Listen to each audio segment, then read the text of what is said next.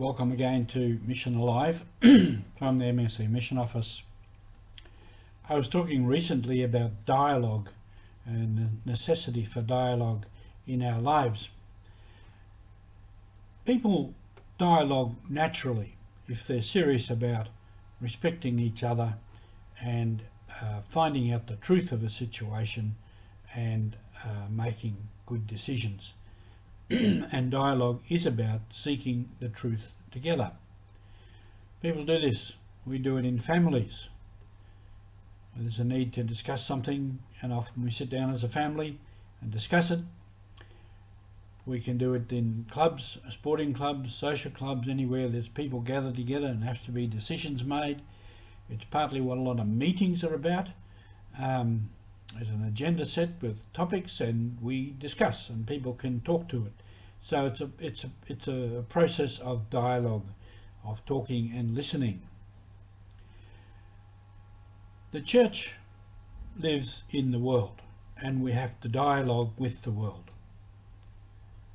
We are part of the world and the world is part of us. We can't live without it, and we shouldn't separate the two because the two are made together. They belong to each other. Pope Paul VI said in a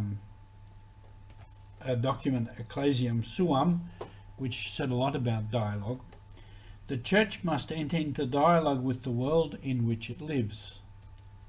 It has something to say, a message to give, a communication to make.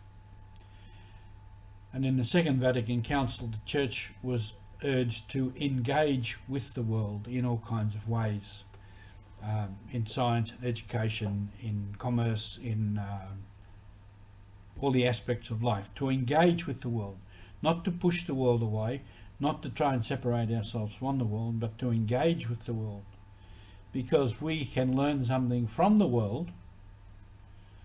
For instance, this webcast is something we've learned from the world. I can now communicate this way. But also we have a message to give to the world. And that's why I am using this medium to try and get a message out to the world. So we dialogue with the world. And we dialogue as equals. And in any situation in the world, there is the demand for respect of persons, acceptance of persons, to do it with openness, to do it with love. I'd like to speak a little bit about what are the elements of dialogue, what are the ground rules of dialogue. And dialogue is really not that difficult. First of all,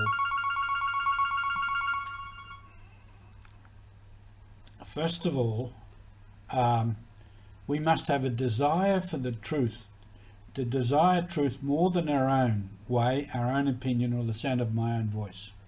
So it's an ability to listen. And what is the truth? To really be wanting to find out what is the truth. I might have my truth, I might have what I think, but we have to see what is the truth. Secondly, to listen attentively with openness and respect.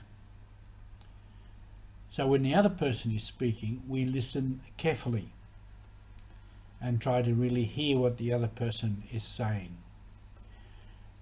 And in response, to speak the truth as best we know it. We have the truth, we know the truth, it's never perfect, but we speak the truth as best that I know it. And it is true that we all have part of the truth. And what we are trying to do together is to hear the truth from different people so that we can arrive at somewhere close to what we think is the objective truth. A little saying in that is, we have 2 ears and 1 mouth.